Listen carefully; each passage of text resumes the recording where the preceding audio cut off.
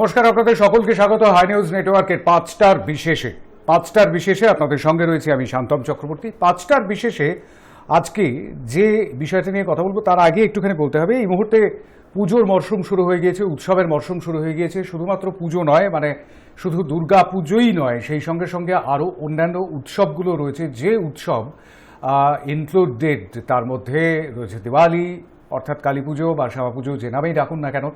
সেই দীপাবলি রয়েছে যেমন সার্বজনিক উৎসব, সেই সঙ্গে সঙ্গে দশেরা রয়েছে, নবরাত্রি রয়েছে ঈদ, আর অবশ্যই দুর্গা পুজোর এই বিশাল উৎসব তো রয়েইছে। তো সেই উৎসবকে ঘিরে প্রচুর টাকার লেনদেন হয়। গত বছর অর্থাৎ কোভিড সংক্রমিত যে বছরটা আমরা কাটিয়েছিলাম 2020-তে, সেই বছরে বেশ খানিকটা সমস্যার মধ্যে পড়েছিল এই ইন্ডাস্ট্রিটা। কিন্তু 2021-এ সেই ইন্ডাস্ট্রিটা কি চাঙ্গা হবে ফের জানা নেই, কিন্তু একটা ইন্ডাস্ট্রিকে, একটা বাণিজ্যকে কিছুটা চাঙ্গা করবার কথা ভাবা হয়েছে ইতিমধ্যেই সরকারের তরফ থেকে। কেন্দ্রীয় সরকার ইতিমধ্যেই এফডিআই 100% করে দিয়েছে, অর্থাৎ 100% বিদেশি বিনিয়োগ চলবে টেলিকম সেক্টরে। টেলিকমের ক্ষেত্রে 100% বিদেশি বিনিয়োগ করতে কোনো রকম অনুমতিও লাগবে না সরকারের তরফে, অর্থাৎ কেন্দ্রীয় সরকারের তরফে কোনো অনুমতি নিতে হবে না টেলিকম সংস্থাগুলিকে। আর সেই সঙ্গে সঙ্গে যেটা করে দিয়েছে সেটা হচ্ছে যে স্পেকট্রাম এবং লাইসেন্স ফি খাতে 4 বছর কোনো বকেয়া না মেটালেও চলবে টেলিকম সংস্থাগুলিকে, সেই ছাড়টিও দেওয়া হয়েছে ইতিমধ্যেই কেন্দ্রের তরফে। ঘোষণা করা হয়েছে বুধবারই অর্থাৎ গতকালই। আর এই নিয়ে আমরা কথা বলবো, টেলিকমে বিদেশি টাকা।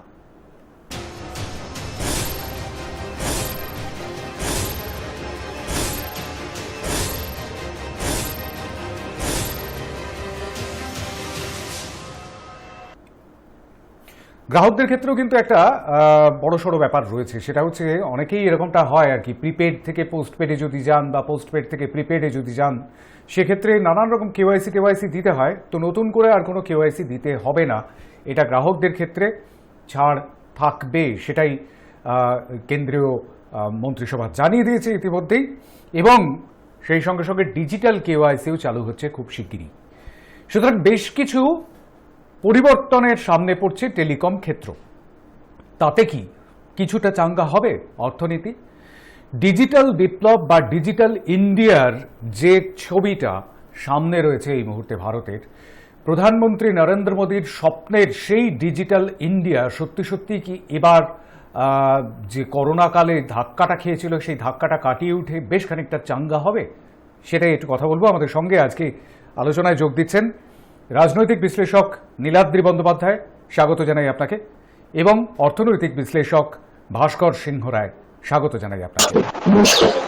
আমি একটু প্রথমেই যাব একটু নীলাদ্রি বন্দ্যোপাধ্যায়ের কাছে, সেটা হচ্ছে সত্যি সত্যি কি চাঙ্গা হওয়ার কোনো পথ খুলে যাচ্ছে এই টেলিকম সেক্টরে? টেলিকম ক্ষেত্রে যদি 100% বিদেশি বিনিয়োগ আসে, বিদেশি পুঁজি স্পেকট্রাম কিনতে বেশ খানিকটা সহায়তা করবে, এটা বোঝাই যাচ্ছে, কারণ সামনেই আসছে 5G।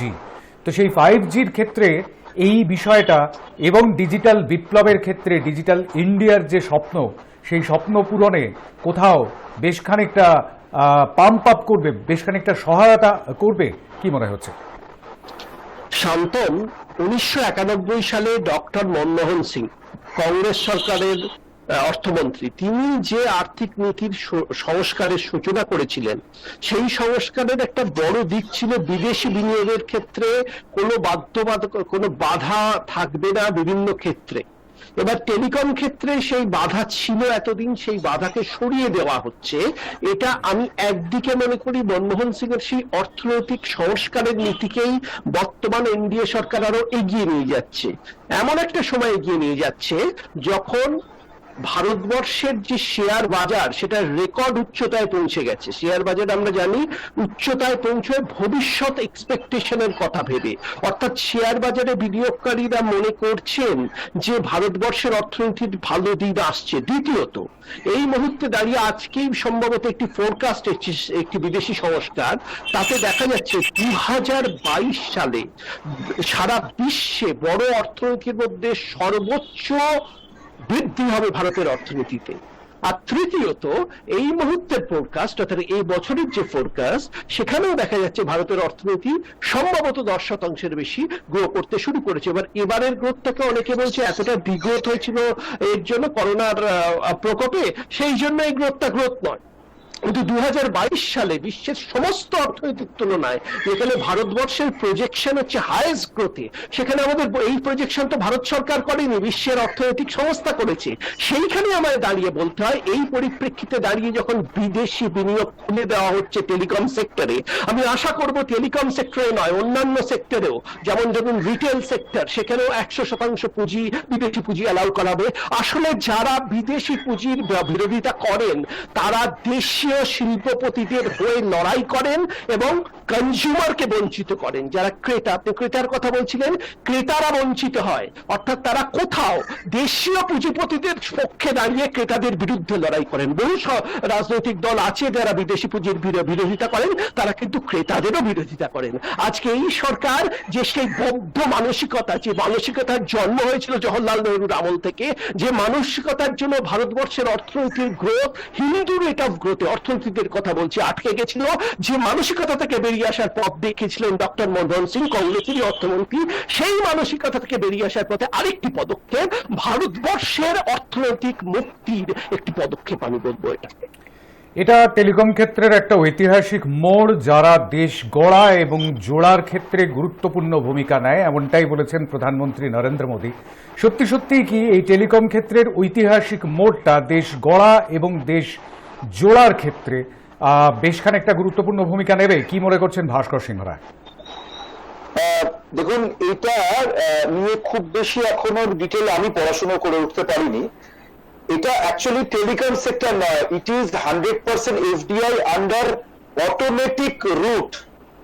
এখানে টেলিকম সেক্টরে একটা যে স্পেকট্রাম আর একটা যে লাইসেন্স ফিজ, এই দুটোকে আলাদা করেছে। আমাদের এই অ্যাডজাস্টেড গ্রস রেভিনিউ এজিআর, যে এজিআর নিয়ে অনেক কেস হয়েছে, সুপ্রিম কোর্ট শেষে বলতে হয়েছে যে অ্যাডজাস্টেড গ্রস রেভিনিউ দিতে হবে। তাতে সব থেকে বেশি এফেক্টেড হয়েছিল ভোডাফোন এবং জিও। তখন ওই অ্যাডজাস্টেড গ্রস রেভিনিউ থেকে নন টেলিকম রেভিনিউ যেটা আছে সেটাকেও অ্যাডজাস্টেড গ্রস রেভিনিউর মধ্যে যুক্ত করা হতো। এর জন্য একটা বিরাট অ্যামাউন্টের একটা দায় পড়ে গেছিল, মানে এটা বাংলায় ইয়েতে মানে লায়াবিলিটি পড়েছিল for Vodafone industries to pay এই এজিআর। এর জন্য কুমার মঙ্গলম বিড়লা, যিনি এমডি ভোডাফোনের এখন আছেন, ভোডাফোন আইডিয়ার, তিনি বলেছিলেন যে I want to quit, I want to step down myself from the post of managing director থেকে উনি ছেড়ে দিতে চেয়েছিলেন, কারণ ওনার পক্ষে এটা কন্টিনিউ করা সম্ভব হচ্ছিল না। সেটা গতকাল যেটা হয়েছে, সেই এজিআর এর 4 বছরের জন্য মনিটরিয়াম দিয়েছে। যে এজিআরটা ক্যালকুলেশন হতো লাইসেন্স ফিজ এবং স্পেকট্রাম দুটোকে কম্বাইন্ড করে, কালকে যেটা হয়েছে এই যে নন টেলিকম রেভিনিউজ যেটা, এটাকে আলাদা করা হয়েছে 80%। মানে আপনি জানবেন যে আমাদের যা কিছু মানে রিডাকশনে ব্যাংক গ্যারান্টি দিতে হয়, এই লাইসেন্সের ব্যাংক গ্যারান্টিটাকে 80% রিডাকশন করা হয়েছে। আরেকটা হচ্ছে, আগে যখন অকশনে আপনারা দেখুন 4G 2G 5G যাই হবে, সেটার টেনিওর ছিল 20 ইয়ার্স, সেটা থেকে 30 ইয়ার্স করা হয়েছে। এবারে স্পেকট্রাম ইউসেজের একবারের জন্য কোনো ফিউচারের আর কোনো অকশন হবে না। স্পেকট্রামের একটা অকশন হয়, সেটা অকশন হবে না, এবং 10 বছর পরে স্পেকট্রামটা আপনি মানে অ্যালাউড ফর ফিউচার অকশনস এর জন্য সারেন্ডার করতে পারেন, যদি আবার ফিউচার অকশন হয় সারেন্ডার করতে পারেন। মানে 100% এফডিআই আন্ডার অটোমেটিক রুট, কিন্তু চায়নাকে বাদ দেওয়া রাখা হয়েছে, চায়নার সঙ্গে কথা বলা, এবং বর্ডারিং যে স্টেট গুলো আছে for security reason. So China is a threat for India, তো China cannot enter in this 100% automatic রুটে। চায়না ক্যানট, এই এফডিআইটা ফরেন ডিরেক্ট ইনভেস্টমেন্টের মধ্যে China cannot take participation in this particular. তারপরে এই যে টেলিকমের যে ইন্টারেস্ট যে ডিউজ আছে, এটা ইকুইটে, মানে মনিটরিয়াম পিরিয়ড যখন 4 বছর হয়ে গেল, ওই ডিউ যেটা থাকবে সেটা ইকুইটি শেয়ারসে ট্রান্সফার করতে পারবে, এটা দিয়েছে। আর স্পেকট্রামের যেটা এই 4 বছরের যে মনিটরিয়ামের স্পেকট্রাম আর এজিআর এর পেমেন্টটা, এটা গভর্নমেন্টের NPV protected through charging of interested, এইটাতে হবে। এটার ফলে আজকে শেয়ার মার্কেটে দেখা গেল ইন্ডাস টাওয়ার বা ভোডাফোন ইন্ডাস টাওয়ার মনে হয় 10%-এর কাছাকাছি, আর ভোডাফোন 25%-এর বেশি স্টক ভ্যালুটা বেড়েছে। ফর যেখানে যারা শেয়ারে যারা ইনভেস্ট করছেন, তারা ভাবছেন যে ভোডাফোন ইন্ডাস্ট্রিতে, ভোডাফোন যেখানে আমাদের এখানে এত অনেক সাবস্ক্রাইবার আছে যারা সাবস্ক্রাইবটা কমে জিও বেশি বেনিফিটেড হচ্ছিল, সেখান থেকে এরা আরো মানে ফিনান্সিয়ালি স্টেবল হবে। এটা ফিনান্সের কথা বললাম। এবারে পলিটিক্যাল যে ব্যাপারটা, আপনি ঠিকই বলেন, ডিজিটাল ইকোনমির সঙ্গে কিন্তু সফটওয়্যার ইজ মোর ইম্পর্টেন্ট।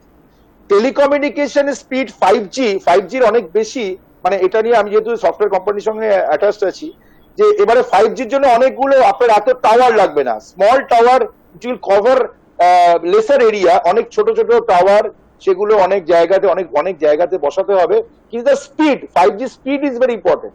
আমাদের বিএসএনএল এখনো অব্দি 4G ট্রায়াল করতে পারলো না, বিএসএনএল 4G ট্রায়াল করতে পারলো না, we are thinking about 5G।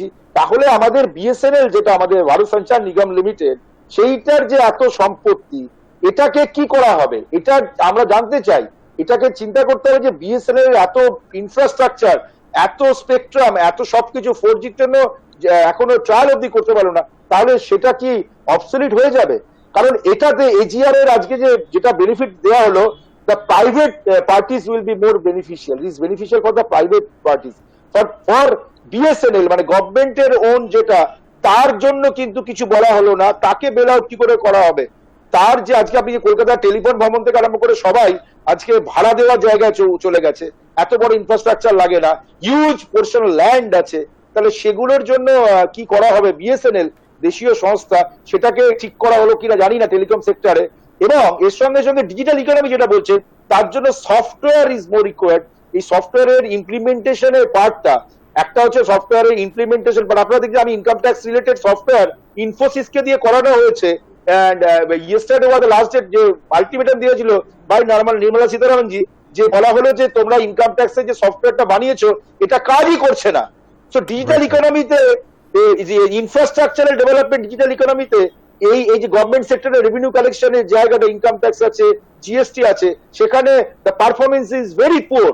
সুতরাং এখানে নরেন্দ্র মোদী যতটা ফাস্ট মুভ করতে চাইছেন, ইনফ্রাস্ট্রাকচার গ্রোথ কিন্তু ডিজিটাল ইকোনমিক ক্ষেত্রে অতটা হয়নি। সেটা আপনার ইনকাম ট্যাক্সের সাইড, জিএসটি সাইড থেকে ডিফারেন্ট ব্যাংকিং সাইড গুলো এখন অনেকটা বেটার হয়েছে, আপনারা সেটা বুঝতে পারবেন। Telecom and digital economy are two different part, but মানে তাদেরকে একসঙ্গে করতে হবে, এটা ইম্পর্টেন্ট। কিন্তু আমরা বিএসএনএল কে কি করছি সেটাও আমি জানতে চাইবো। অবশ্যই আমি একটা ছোট্ট বিরতিতে যাব, সেই বিরতির ওপারে আমি অবশ্যই ফিরে আসবো নীলাদ্রি বন্দ্যোপাধ্যায়ের কাছে।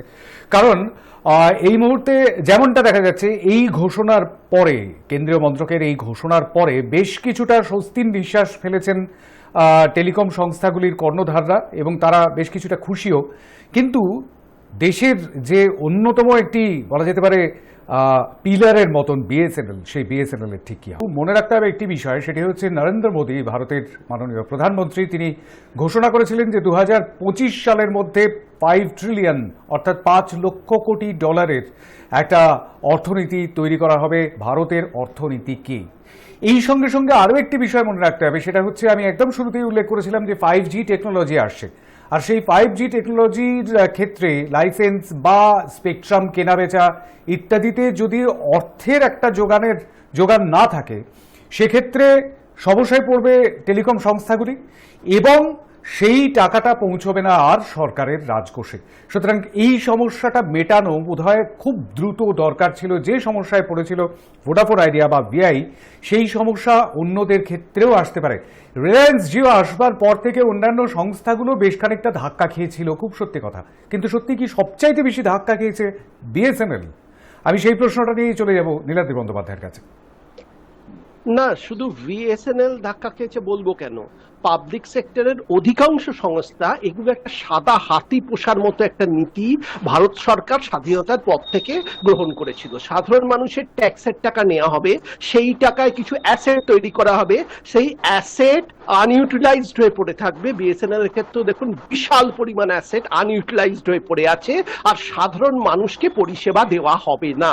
বিএসএনএল এর পরিষেবা যে মানুষ ছেড়ে দিচ্ছে, আপনি টেলিফোন লাইন দেখুন, তার একটা বড় কারণ, পশ্চিমবঙ্গেও বলছি, অন্য জায়গাও বলছি, তার একটা বড় কারণ হচ্ছে খুব খারাপ পরিষেবা, আর আরেকটা হচ্ছে টাকার অপচয়।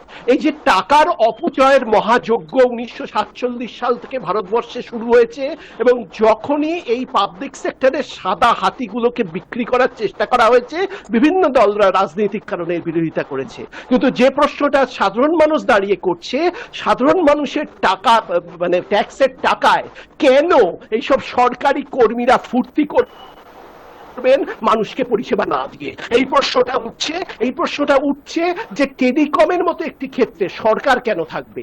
সরকার যেখানে রেগুলেটর, সেখানে একজন প্লেয়ার হিসেবে সরকার কি করে থাকে? এই প্রশ্নগুলো মানুষের সামনে উঠে আসছে, মানুষ এই নিয়ে প্রতিবাদী হয়ে উঠছে, এবং মানুষ বুঝতে পারছে যে এই সরকারি ক্ষেত্রে পাবলিক সেক্টরের নামে যে বিপুল পরিমাণ দুর্নীতি হয়, বিশেষ করে পাবলিক সেক্টর ব্যাংকে যে ধরনের এনপিএ আছে, এবং এনপিএ আপনি দেখবেন প্রাইভেট সেক্টর থেকে পাবলিক সেক্টরে অনেক বেশি, তার কারণ হচ্ছে ব্যাংকের দুর্নীতি। এই দুর্নীতির ক্ষেত্রভূমি হচ্ছে পাবলিক সেক্টর এন্টারপ্রাইজ গুলো। এই পাবলিক সেক্টরকে বাঁচানোর জন্য রাজনীতিবিদরা শান্তম খুব তৎপর, কারণ তারাও এই দুর্নীতির সাথে জড়িয়ে আছে, তারাও এফেক্টেড হবে এর সাথে। তাই আজকে নরেন্দ্র মোদীর সরকার যদি সাহস দেখাতে পারে এই পাবলিক সেক্টর বিএসএনএল এর মতো পাবলিক সেক্টরকে বিক্রি করে দেওয়ার, সেটা সাধারণ মানুষ তাদের আশীর্বাদ করবেন। শুধু একটাই সমালোচনা করব যে সত্যি বলেছেন আমার রাজনৈতিক অর্থনৈতিক বিশ্লেষক যে বন্ধু আছেন, যে চীনের পুঁজিকে অ্যালাউ করা হয়নি, এটা অন্যায়। যখন একটা মুক্ত অর্থনীতির দিকে আমরা তাকাচ্ছি, সেখানে চীনের পুঁজি আসবে না কি পাকিস্তানের পুঁজি আসবে না, এটা বোধহয় কোনো সরকারের করা উচিত নয়। এটা অর্থনীতির ক্ষেত্রে খারাপ একটা দৃষ্টান্ত সৃষ্টি করবে। মার্কেট বা বাজার অর্থনীতিতে রাজনীতির কোনো জায়গা নেই। যে সমস্ত পুঁজি এখানে ওয়েলকাম হওয়া উচিত, বাজার ঠিক করবে, কনজিউমার ঠিক করবে কোন পুঁজি থাকবে। বেশ, কিন্তু রাজনৈতিক না, কূটনৈতিক সম্পর্ক বোধহয় সবসময় ব্যবসার উপরে প্রভাব ফেলে, যেমনটা আমরা আফগানিস্তানের ক্ষেত্রেও দেখতে পাচ্ছি। কিন্তু আফগানিস্তানের সাথে শান্তম তালিবান সরকারের সাথে ভারত সরকার বসছে। এই যে সন্ত্রাসবাদী সরকার এবং মৌলবাদী সরকার, মৌলবাদী বললে বোধহয় কম বলা হয়, এদের অমানবিক একটি কি বলবো মানুষের সরকার নয় এটা, এই সরকার নারী বিরোধী সরকার, এদের সাথে আলোচনা করছে ব্যবসায়িক ক্ষেত্রে, কিন্তু চীনের পুঁজিকে এখানে আসতে দেওয়ার ক্ষেত্রে তাদের মানে ওখানে স্ক্রুটিনি উইল রিমেইন। সেখানে বলেছে কি একটা বলেছে যে চায়না এন্ড বর্ডারিং স্টেটে scrutiny will remain. For other countries, there will not be any scrutiny for automated route if they want to invest 100% FDI. শুধু চায়নাতে এটা না, এটা preventive measures নেওয়া হয়েছে for China and bordering states for the purpose of security of our country. এটা হয়তো ওরা বলেছে, কিন্তু যেটা ইম্পর্টেন্ট, হ্যাঁ বলুন। না না, এখানে আমার মানে এখানে কি এই আশঙ্কাটাও রয়েছে নামে সিকিউরিটি নামে সরকার কিন্তু নিয়ন্ত্রণ করতে চাইছে পুঁজিকে, আর পুঁজি কখনো নিয়ন্ত্রিত হয় না, এতে পুঁজি আসাটা ব্যাহত হবে। আমি সেই কথা বলছি। হ্যাঁ না, স্ক্রুটিনি আছে ওদের জন্য রেখেছে চায়নার। এবার আমি বলি আপনাকে যে ডিজিটাল ফরমেশন নিয়ে যেটুকু পড়াশোনা করেছি, ইন্ডিয়ার ডিজিটালাইজেশন মুভমেন্টের জন্য যদি জনক বলা হয়, সেটা হচ্ছে শ্যাম পিত্রোদা আর রাজীব গান্ধী। আমরা এদের কথা বললে চলবে না। আপনি যে সময় ওনারা যেটা চিন্তা করেছিলেন, তখন কিন্তু মানে ওনাদের সময়তে, উনি 1984 পরে, তখন কিন্তু ওনাদের এই যে ভিশন, এই ভিশনটা কিন্তু ছিল তখন কিন্তু প্রাইভেট মানে গভর্নমেন্ট ওন্ড জিনিসকে তৈরি করতে চেয়েছিলেন ওনারা। আপনারা জানেন যে তখনই বিএসএনএল বা ভিএসএনএল, যেটা পরে টাটা টেক ওভার করে, বিদেশ সঞ্চার নিগম লিমিটেড, আর একটা যেটা আছে ভিএসএনএল, যেটাকে টাটারা পরে নিয়ে নেয়, বিএসএনএল, তখন কিন্তু যে পরিকাঠামোতে যে টেকনোলজি, আগে ওই টেকনোলজি বা ওই পরিকাঠামোটা দরকার ছিল, কিন্তু পরবর্তীকালে দেখা গেল যখন টেকনোলজির অ্যাডভান্সমেন্টের জন্য ওই ইনফ্রাস্ট্রাকচার দরকার নেই। এখন বিএসএনএল এর যে প্রপার্টি, যে এত সারা দেশে এত লক্ষ লক্ষ কোটি কোটি টাকার প্রপার্টি রয়েছে, লক্ষ কোটি টাকার প্রপার্টি, সেটাকে যারা নেবে তারা তো টেলিকম অপারেটর হতে পারে না, কারণ টেলিকম অপারেটরের অত বড় বাড়ি লাগে না, তাদের টেকনোলজিক্যাল অ্যাডভান্সমেন্টের জন্য অত বিশাল জায়গা লাগে না, ওই সিস্টেমে কাজ হয় না যেখানে একজন অফিসার ইঞ্জিনিয়ার বসে আছে, একজন লাইনম্যান বসে আছে, সে লাইনম্যান ফোন করবে, নেই। তো ওই ইনফ্রাস্ট্রাকচারটা অবসলিট হয়ে, যেটা নিয়ে বলার কথা যে আপনার যে ইনফ্রাস্ট্রাকচার পেয়েছেন, সেই ইনফ্রাস্ট্রাকচারটা ডেভেলপমেন্ট করার ক্ষেত্রে, যেমন 4G, এখন 4G মানে এখনো অব্দি ট্রায়াল আছে, এখনো বিএসএনএল এর 4G কানেকশন নিলে আপনি দেখবেন that is in the trial mode. তাহলে আপনি বলুন যে বিএসএনএল কে আপনি এনহান্স করলেন না কেন, আপগ্রেডেশন করলেন না কেন টেকনোলজিক্যালি? কারণ এত এটাকে টেকনোলজিক্যালি এনহান্স করার কথা ছিল বা আপনারা এফডিআই কে বলতে পারতেন যে বিএসএনএলটাকে আপনারা যদি বিক্রি করতে চান, আজকে তো কোনো টেলিকম কোম্পানি সেটা নিতে চাইছে না, তাহলে গভর্নমেন্টের আপনি চায়নাতে একটাই টেলিকম কোম্পানি, যেটা হচ্ছে চায়না টেলিকম, যেটা রাষ্ট্র দ্বারা নিয়ন্ত্রিত। সেই পরিকাঠামো ওরা করতে পেরেছে, দিনের পর দিন ওরা 5G চলে এসছে, ওরা কিন্তু টেকনোলজিক্যাল অ্যাডভান্সমেন্ট যেটা করছে, আমাদের দেশের ডিজিটাল ফরমেশন মানে ডিজিটাল যে রিফর্ম, সেই রিফর্মের সাথে সাথে আগে যেরকম ভাবে যা কিছু করা হয়েছে, সফটওয়্যার ডেভেলপমেন্ট হচ্ছে, আপনি রেলের রিজার্ভেশন বুকিং সিস্টেম থেকে সবকিছু এখন তাহলে যেটা হচ্ছে বিএসএনএল টেলিকম সেক্টরে গভর্নমেন্টের এই অ্যাডভান্সমেন্ট অফ এই টেকনোলজি সেটা করেনি, সেটা লোকে বলে, আমি জানি না, যে এটা জিওকে এনহান্স করার জন্যই, মানে জিওকে অভিযোগ আছে। মীনাক্ষী বন্দ্যোপাধ্যায় এবং ভাস্কর সিংহ রায়, আমি একদম শেষে আসবো আলোচনার। আমি একদম এক কথাই জানতে চাইবো, সেটা হচ্ছে টেলিকম মন্ত্রী, কেন্দ্রীয় টেলিকম মন্ত্রী অশ্বিনী বৈষ্ণব যেরকমটা বলেছেন যে 9টা রিফর্ম করা হচ্ছে, পরিকাঠামোগত 9টা বদল করা হচ্ছে, এবং সেই 9টি বদলের ফলে নতুন সংস্থা আসার পথ এবং গ্রাহকদের পরিষেবা পাওয়ার পথ আরো সুগম হবে এবং একটা সুস্থ প্রতিযোগিতা বাড়বে। ঠিক কি মনে হচ্ছে? এক কথায় আমি জানতে চাইবো যে এই যেটা করা হলো রিফর্ম, সেই রিফর্মটার ফলে সত্যি সত্যি সুস্থ প্রতিযোগিতা বাড়বে, নাকি কেউ বড়লোক হবে আর কেউ গরিব হতে হতে একদম শেষ হয়ে যাবে টেলিকম সংস্থাগুলি? না দেখুন, টেলিকম সংস্থাগুলি কেউ গরিব হতে হতে শেষ হয়ে যেতে পারে, বিএসএনএল শেষ হয়ে যেতে পারে, অসুস্থ প্রতিযোগিতা শেষ হয়ে যেতে পারে, কিন্তু সাধারণ গ্রাহক এতে বেনিফিটেড হবে। সাধারণ গ্রাহক বেনিফিটেড হবে এই কারণ টেলিকম সংস্থাগুলো তাদের মাসুল বাড়াবার কথা ভাবছিল কিছু। এর মূল কারণ শান্তম 2012 সালে কংগ্রেস সরকারের যে অর্থমন্ত্রী, তিনি একটি আইন প্রণয়ন করেছিলেন, যার ফলে বিভিন্ন টেলিকম সংস্থার ঘাড়ে বিভিন্ন রকম ঋণের দায় চড়িয়ে দেওয়া হয়েছিল, যার ফলে এই অর্থনীতি পঙ্গু হয়ে গেছিল, এই টেলিকম সেক্টরটি পঙ্গু হয়ে গেছিল। আমার আশ্চর্য লাগছে নরেন্দ্র মোদীর সরকারের এতদিন সময় লাগলো এই ব্যাপারে পদক্ষেপ নিতে। কংগ্রেস সরকার যদি ভুল পদক্ষেপ নেন, সেই ভুলটাকে তো ক্যারি করে যাওয়ার জায়গা নেই। যেমন রাজীব গান্ধীর কথা ভাস্করদা বললেন, এই কথা বলা উচিত ছিল, রাজীব গান্ধী যেমন পদক্ষেপ নিয়েছিলেন, তিনি বিদেশি পুঁজিকে আহ্বান করেননি।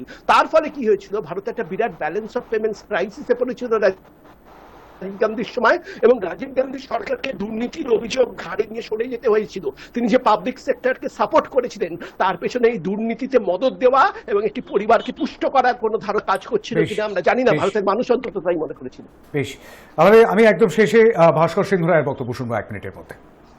দেখুন, একটা কথা হচ্ছে যে টেকনোলজি রিফর্ম করলে তার ফলে গভর্নমেন্ট এই সেক্টরগুলোকে একটুখানি বাড়াতে চাইছে, এদের বৃদ্ধি করতে চাইছে, গ্রোথ চাইছে, কিন্তু তার সাথে সাথে আমরা কিন্তু টোটালি ক্যাপিটালিস্ট ইকোনমি ফলো করি না।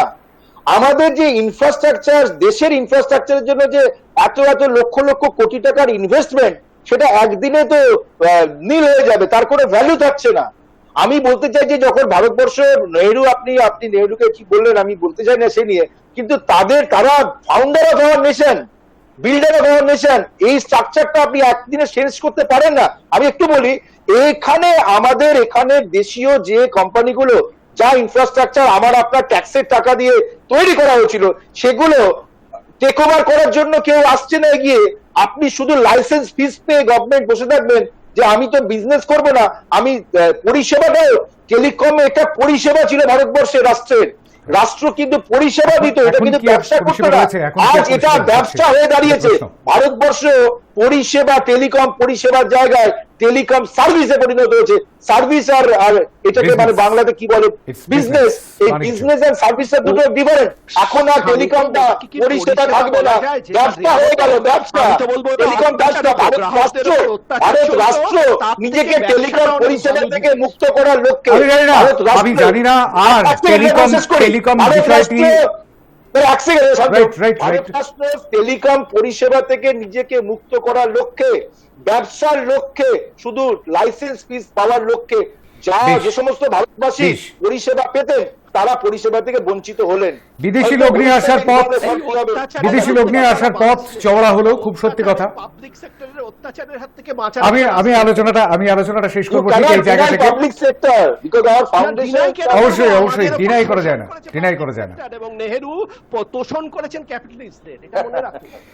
আমি ভারতবর্ষকে একটি ওয়েলফেয়ার স্টেট হিসেবে দেখি, অবশ্যই বোধহয় গোটা ভারতের সমস্ত মানুষই সেরকম ভাবেই দেখেন কল্যাণকর রাষ্ট্র হিসেবে, সুতরাং সেরকমটাই হয়তো থাকবে।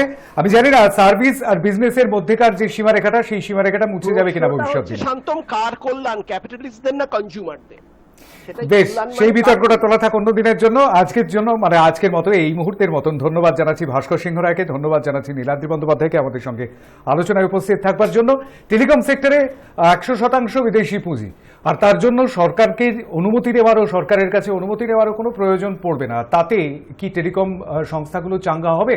বেশ খানিকটা চাঙ্গা হবে। ভারতের অর্থনীতি যে $5 ট্রিলিয়ন অর্থনীতির কথা প্রধানমন্ত্রী বলেছেন, সেই পথে কি বেশ খানিকটা এগিয়ে যাবে দেশ? তার জন্য আমাদের অপেক্ষা করে থাকতে হবে, আর অপেক্ষা করে থাকতে হবে। এই প্রতিনিয়ত কল ড্রপ, প্রত্যেকটি সংস্থা প্রচুর টাকা নেয় গ্রাহকদের কাছ থেকে, কিন্তু সেই রকম সার্ভিস কি তারা পান? না না, এখন তো সার্ভিস আর বিজনেসের মধ্যে একটা তফাৎ রয়েই যাবে। হয়তো ভবিষ্যতে তার উত্তর দেবে। আজকের 5টার বিশেষ এই পর্যন্তই। দেখতে থাকুন হাই নিউজ, নির্ভীক, নিরপেক্ষ।